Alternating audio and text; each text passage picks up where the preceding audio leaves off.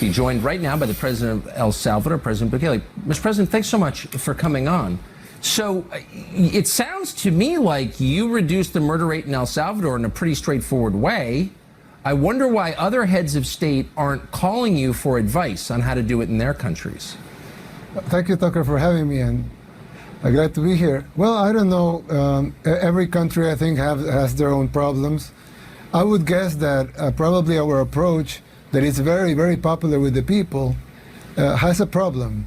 And the problem is that it has common sense.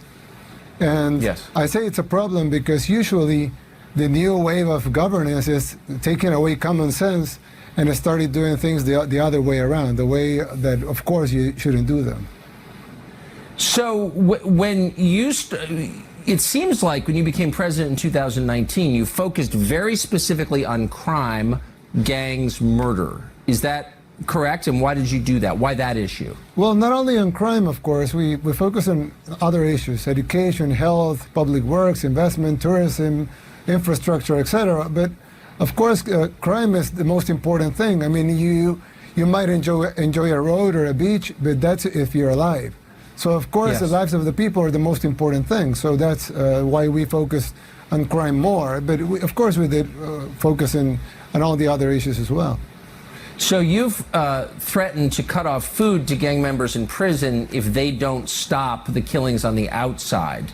Yeah. Do you think that they are directing those killings? They're responsible for them? And do you think this will work? Well, at the beginning they were ordering the killings from the prisons. In the prisons they had, if you see most of the prisons in Latin America, they're like headquarters for crime.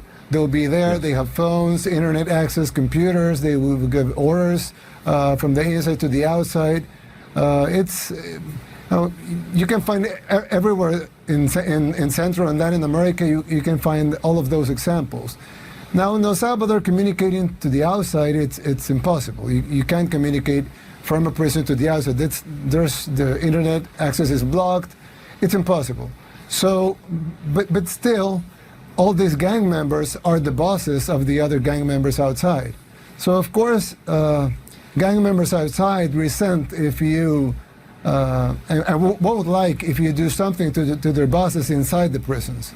So one of the things we did was we threatened gang members outside that we will take retaliation with their people inside if they continue the killings of innocent people in El Salvador. That actually, if some people don't know this, but El Salvador was actually the murder capital of the world.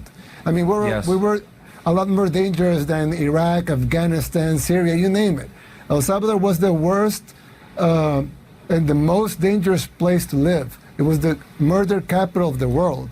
And now we're on our way to be the safest country in the whole American continent.